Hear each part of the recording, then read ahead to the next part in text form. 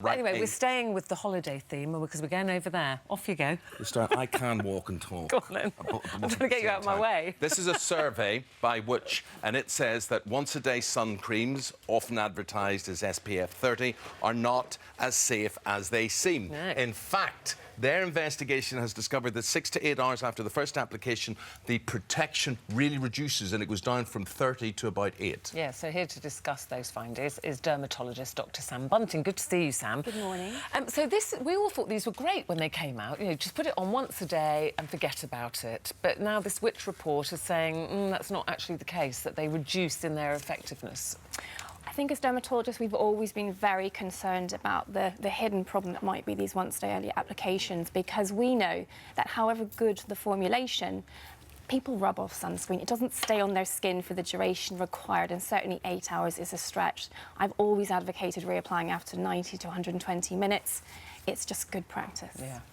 So when it reduces because you're sweating, you're swimming, so even when they say, oh, you know, it's fine if you're in and out of the water, you're still saying reapply, even if it says once a day. Absolutely, and I think the other thing really is liberal reapplication, so getting enough of it on in the first place. You know, get naked in your hotel room, don't miss bits because you're working around swimsuit lines, make sure you don't miss areas around the scalp, the neck, the nose, the ears, the bits that we always miss out. Are you listening to this? No, you've obviously stayed with us. You've got an insight into my life. So my wife has this routine which takes about an hour and 15 minutes or so, where she slathers herself all over, which is the recommended thing to do. And then I don't burn. But from a purely practical point of view, she ruins every holiday photograph that we have, one way or another.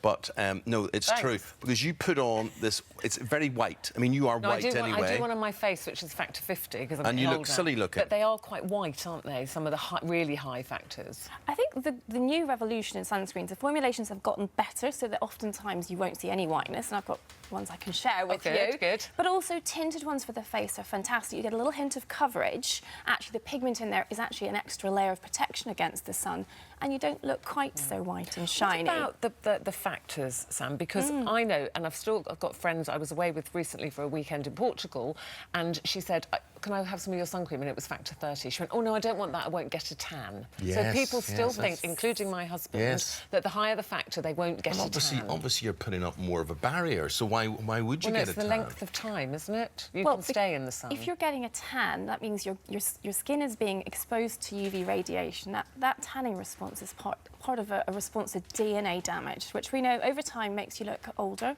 wrinkly, saggy, brown spots, and also puts you at risk of I'm skin 24 cancer. years of age, right? Do you think that, has it had an effect then, do you think, on me? Yeah, it has. OK, but no, you're absolutely right. I had a friend recently. I never really took this very seriously, no matter what interviews I've done on this. And I had a friend recently who died of skin cancer. And skin cancer didn't progress or didn't materialise the way I thought it would be. I thought it would all be on the surface. You could see it, you could cut it out, you would get a good warning. But you don't. It can go right through your whole body, and it's like an iceberg, you know. 90% of it's underneath. Malignant melanoma is a very serious skin problem, and the thing is, it's preventable. 4 out of 5 skin cancers, in fact, are preventable because we know they're due to exposure to UV damage. So that is why getting into good habits early in life, especially if you're fair, especially if you have lots of freckles and you have a family history of skin cancer, is just the right thing to do. Find a formulation that you don't think, ew, I'm not putting that on, or I'm not putting enough on, and that's especially true for men, I have to say. And put it on regularly, do it every 2 hours, and don't skimp, especially with children. Look, if it does happen, the main thing is stay out of the sun, only be in the sun for as long as you need to be, is number one. If you do get burnt, take an ibuprofen or an aspirin to reduce pain and inflammation. Hydrate your skin with simple perfume-free moisturiser, or, which I've found is very good, aloe vera. Absolutely, it's a great anti-inflammatory. You like that? Or if you have severe blistering, you just got to go to the doctor, haven't you? I think so. Yeah. I think, like you said, it's about prevention, because all those things you don't want to be doing if you didn't burn. And like you said, tanning is actually skin damage, and it's trying to get that particularly to young people, because there's this tanning culture now. Everybody wants to be brown and bronze, but there are such good fake tans now, aren't they? You don't really need to be burning yourself. Then you can wear your white bikini on day one and not worry too much. But I think seeking shade and covering up, it's really important to get through the message. Those are your first 2 lines of attack. Sunscreen's your third.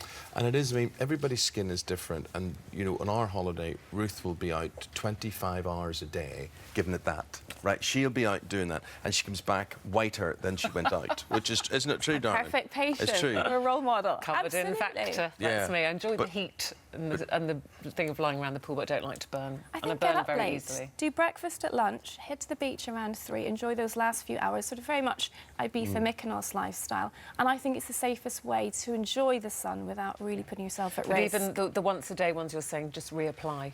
Yeah, I think all the you can. standard rules every 90 to 120 minutes and Lovely. do it generously. OK, Sam, thank you very much indeed. Listen, wherever you are going, enjoy your holiday. If you are going to France, I hope you get there this weekend.